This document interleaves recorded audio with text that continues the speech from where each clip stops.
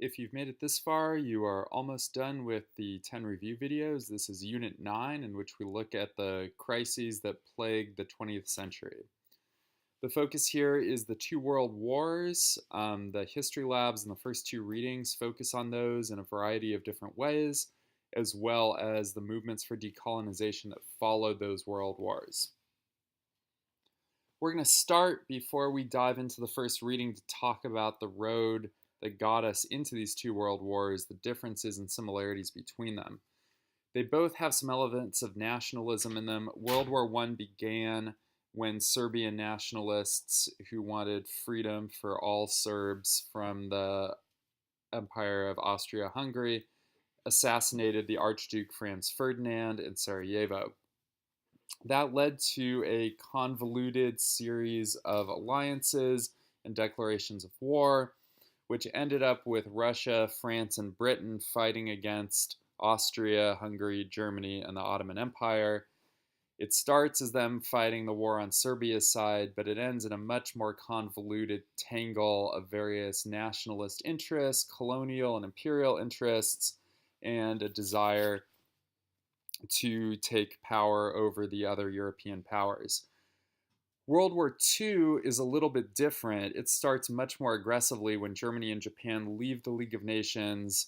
They desire colonial empires, which are not really possible to obtain without fighting for them, fighting at least against other European powers rather than just against the people you're trying to colonize. And Germany starts taking over big chunks of Europe. At first, ostensibly, this is to recreate the size and boundaries of the original German Empire, but it soon becomes more than that. Japan moves aggressively into China, and pretty soon you've got the Allied powers, Britain, the USSR, and the US fighting against the Axis powers of Germany, Italy, and Japan. One interesting thing about how these alliances break down is that initially the USSR and Germany have a peace treaty and are acting somewhat in concert together when they split up Poland.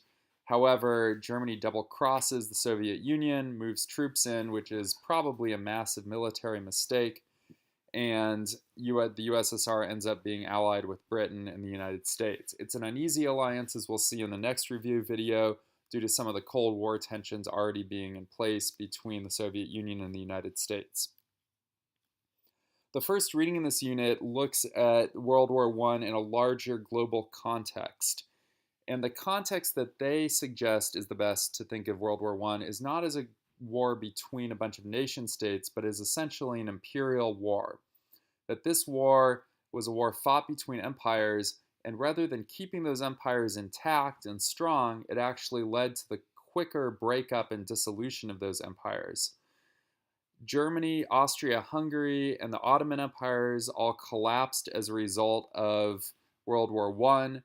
The Russian Empire disappeared and was replaced by the Soviet Union due to the Russian Revolution. And you ended up with these things called shatter zones, where there were civil wars, ethnic conflict, as new national boundaries were drawn and as there were disputes and disagreements, and there wasn't a large centralized power to determine what happened there. What the authors argue is that the war sped up this process, that nationalism was gradually taking over and was going to lead to the end of these empires. As you can see from the start of World War I, it starts because of nationalist concerns in Serbia, but the process maybe didn't have to go quite as quickly as it did, but it's sped up by the fact that some of these big empires find themselves on the losing end of this war and are broken up. That said, the war wasn't great for the sides that won either. World War I ended up being a multi-year stalemate on the Western Front and just sort of a bloodbath on the Eastern Front. And because of that, Europe was weakened pretty considerably. They were forced to mobilize their entire populations and economies. They mobilized their colonial troops and colonial economies as well. And their colonies, the colonies of France and Britain in particular, saw those countries as not being invulnerable and invincible the way they had seemed. They saw them as taking severe losses on the battlefield, as being weakened, and this started to reinforce some of the ideologies against the colonial powers that were already there. It started to kind of get this idea going that colonial rule did not have to be forever and that there was a possible future away from Europe.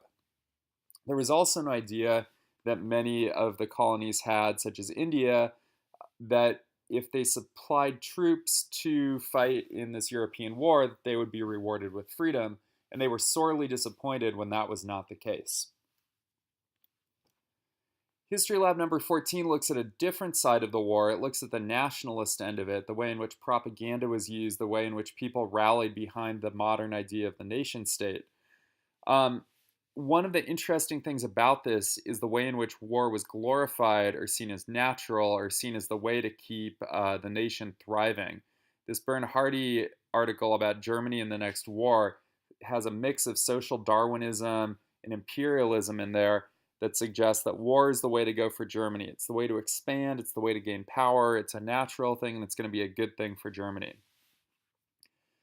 A lot of the pieces of propaganda that were used during the war seek to make other nations look like the other, to make them look evil, to make them look barbaric. You can see this in the French demands for security and revenge. Even years after the war, the French were still locked in this mindset of seeing Germany as barbaric and evil. The war propaganda posters show this. There's this like savage gorilla in one of the United States posters that's meant to represent Germany. The sources do not completely agree about whose fault the war was, which makes sense because the outbreak of war was complicated and in some ways based upon the fact that once the armies started moving, it was hard to pull them back. Lenin makes this interesting argument that's probably pretty right on, that the wars really can be blamed on the capitalist countries and the capitalist elites ruling those countries, and that the reason for the war is the desire for greater imperial control, and that if it wasn't for capitalism spurning all these people on to try to get more wealth and more power, you wouldn't have this war in the first place. That was not the opinion of all the documents. France blames the war on Germany, and Germany was punished pretty severely after the war in the Treaty of Versailles.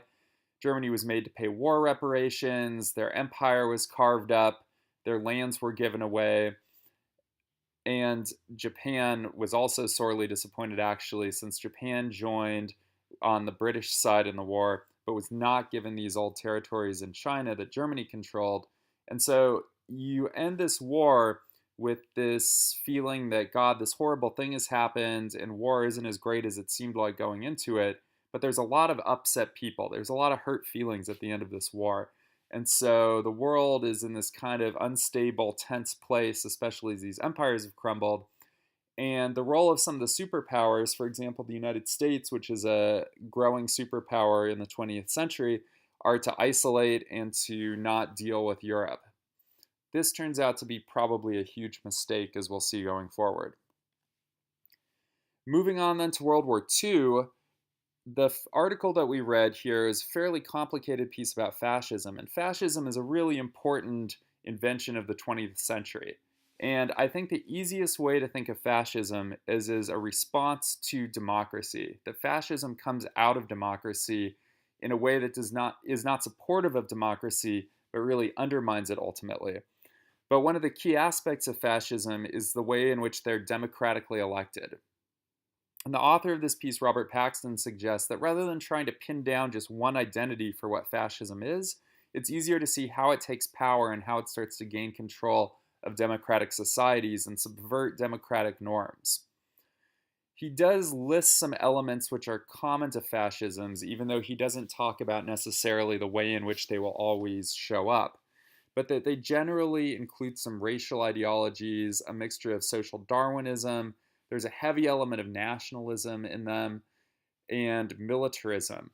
And they are typically led by some sort of demagogic leader who says that this is the one way to do things. You can trust me to be the one to make the decisions that will be good for our nation. We will regain our strength and our pride through our military, through our superiority over others. And there's this racial element that gets mixed in here. This stuff happens when people see democracy as having failed them. And so after World War I, Germany was in a bad state. The Great Depression hits. There's hyperinflation in Germany. Things are bad in Europe. And fascist movements start to pop up all over the place. They only come to power in Germany and Italy, but there are elements of them in all these different societies. And he actually, Paxton in this article, traces fascism back to the Ku Klux Klan in the United States. And he suggests that fascisms will always look a little different depending on the type of society that they wander into. That will inform some of their religious iconography, their racial ideologies that support them, all of that sort of stuff. The reason that fascism is so closely intertwined with World War II is that fascist leaders see themselves as revolutionaries who are going to crush these old, weak, liberal ideas, and they're going to toughen society, they're going to demonize outsiders. They engage in this hyper-nationalistic rhetoric. If we think back to the previous unit in the French Revolution, it's all about defining citizens who get rights and foreigners who don't. Fascists demonize those outsiders. They see them as other and different and not worthy. And so rather than fighting for equality and freedom, they're fighting to toughen the country and strengthen things. And in the case in World War II, go to war and reclaim what is rightfully theirs. They see themselves as victims. History Lab 15 is also about a specific part of World War II. If you want to look at some of the battles, some of the ways the war was fought, I recommend going back into the textbook notes, looking at the ways in which the United States entered the war with Pearl Harbor, which was really crucial to the outcome of the war. Britain at that point was pretty isolated. Germany had taken over much of continental Europe. The war in Russia wasn't going particularly well, although by that point Germany had marched on the Soviet Union and it wasn't going very well for them either. There were just millions and millions of people being killed. History Lab 15 looks at mass killings outside of the main field of battle. So it looks at the Holocaust by analyzing Himmler's speech to the SS and Primo Levi's interview about being in the concentration camps.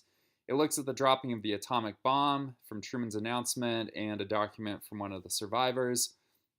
It looks at the rape of Nanking.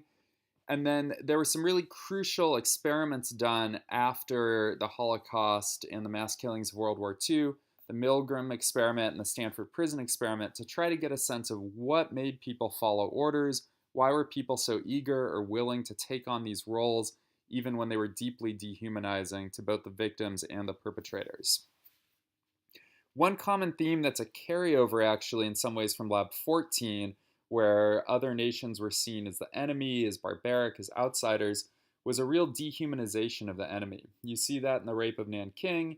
You see that in the way Truman describes dropping the atomic bomb. It's no coincidence there that the atomic bomb is being dropped upon a non-European country. And you see that in the Holocaust in the way that Jews are described by Himmler, for example. There are some similarities between these mass killings. They're all done outside of the main theater of war, but there are also some key differences, and one of the secondary sources identified the idea that the Holocaust and Hiroshima have really different motivations behind them. One was to exterminate the Jews, to kill every last person, and as it seemed like the war was going to come to a bad end for Germany, the orders went out to start killing every single person in the camps. The difference with that, with Hiroshima, is that the idea with dropping the atomic bomb was to simply end the war as quickly as possible and with the loss of as few American lives as possible, which ultimately it was successful in doing so, although of course it killed, through both the initial blast and through radiation poisoning, thousands of innocent civilians. This gets us to some of the secondary sources. One of them talks about 3 levels of warfare, and it identifies the first level of warfare is being fought between 2 opponents that both see each other as legitimate. A good example of this would be like Britain and France fighting over the years, which they did many, many times, lining up their armies, firing upon each other. It's fairly civilized, except for the fact that it's war, so people are killing each other, which isn't civilized, but it has a lot of rules that go with it. The second level of warfare is when one side is seen as illegitimate in some way, and I think that's best captured by the rape of Nanking, the idea that the Chinese that are living there are not legitimate adversaries and can be bayoneted and killed and raped, as we saw in that source. The third level is not between 2 distinct opponents as much as it is between a society and a group that lives in that society that's seen as illegitimate, and that's where genocide comes in. Genocide is essentially the cleansing or destruction of that community within the society that is seen as being in some way unhealthy to the greater group. Really typical fascist social Darwinist stuff, and it shows the movement from like traditional war into genocide, which is related to war but is clearly not normal war in any sort of way. The sources also talk about how genocide is a really modern phenomenon, about how there were PhD theses written about how to extract precious metals from the mouths of the dead, about the timetables that were made to get the trains on time to get people to the concentration camps.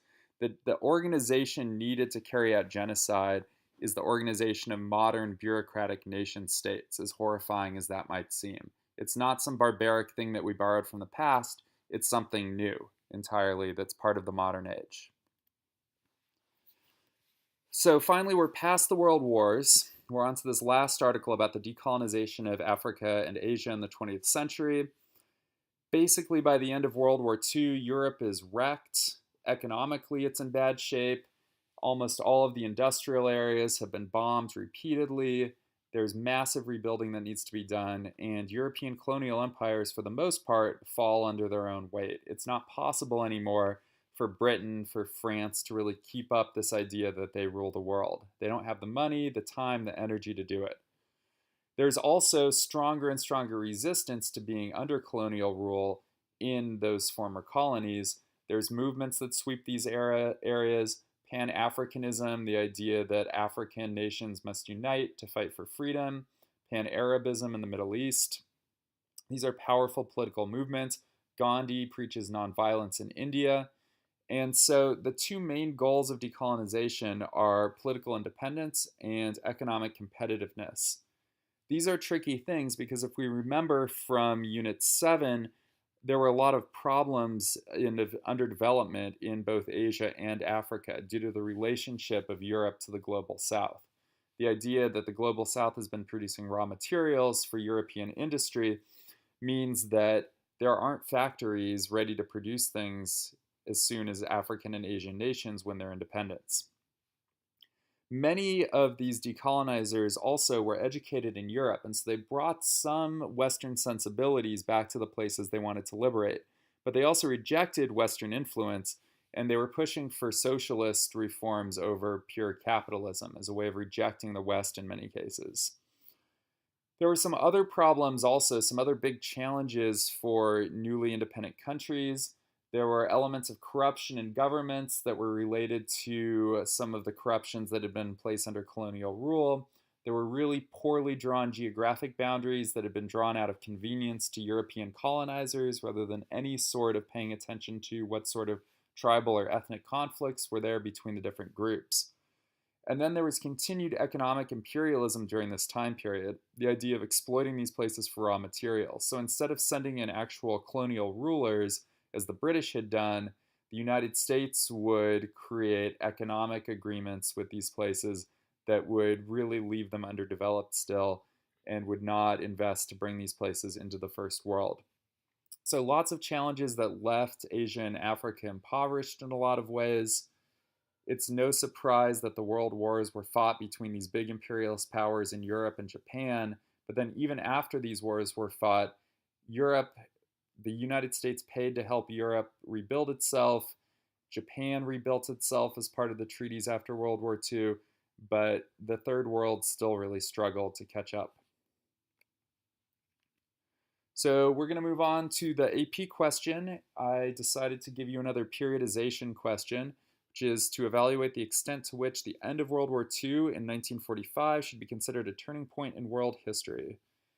Take some time to write a thesis statement, jot down some notes, think about the evidence that might be useful. Remember, with periodization, you want to consider both your argument, whether it is or isn't a turning point, and then also the counter arguments. What are some things that might work against what you're saying? Acknowledge those. Think about what role they play in the argument. It's asking you to evaluate the extent, not just to say one or the other. This is a good place to pause the video before I move on to the next slide.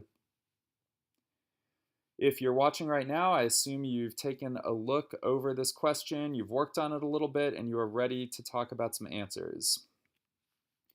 So for these sort of questions, I basically just write down some reasons for and against why this would be a turning point. I think in terms of reasons for, the 1945 boundary marks the end of what's essentially a 30 years war in Europe. World War I and World War II are part of a bigger global conflict, I would say, that arise out of the industrial era, out of the imperial era. They connect nicely back to the events of the previous 150 years, and 1945 puts an end to that. It closes it nicely. Europe is fairly wrecked. They don't want to do this again. And so there's a nice turning point there. What replaces them is the Cold War and the US and USSR as new global superpowers. That's also a new thing, another argument for this being a turning point. Along with that, 1945 marks the invention of the atomic bomb. The first two are used against Japan, and you have the start of the nuclear age, which I would suggest, politically speaking, creates a really different dynamic in the world. Suddenly, you can't have these wars between superpowers because if you do, they're just going to nuke each other into oblivion and all human life will be destroyed. The reasons against 1945 as a turning point, I think, is because some of the things that happen afterwards, decolonization, the Cold War, are really closely related to the world wars themselves, as you might expect since they happen in the next 50 years or so. Decolonization is really closely tied to the idea that European powers were weakened and no longer seen as invulnerable. Their colonies were motivated to rebel and to create freedom movements. There's also a really strong link, of course, between the World Wars and the Cold War. And then most of the stuff that we've talked about here is political. There's a lot of other kind of continuous stuff that happens in the 20th century outside of the realm of politics. The world is largely, although obviously not completely, capitalist in nature. There's a growing movement away from religion as a form of government. Nationalism continues to be very important as an ideology for how countries are run. And so there's a lot of stuff that stays the same over the course of the 20th century, or changes more gradually, or doesn't change exactly right on the dot in 1945. So in my sample thesis down here, I think there are some good reasons to argue for 1945 as a turning point, but I would not do so. I think there's more reasons to argue against it. I have an example down here, and I would go into more specific detail in the essay with some of the stuff I've just talked about. All right, you only have one more video to watch. If you finish this one, good luck with your continued review for the AP test.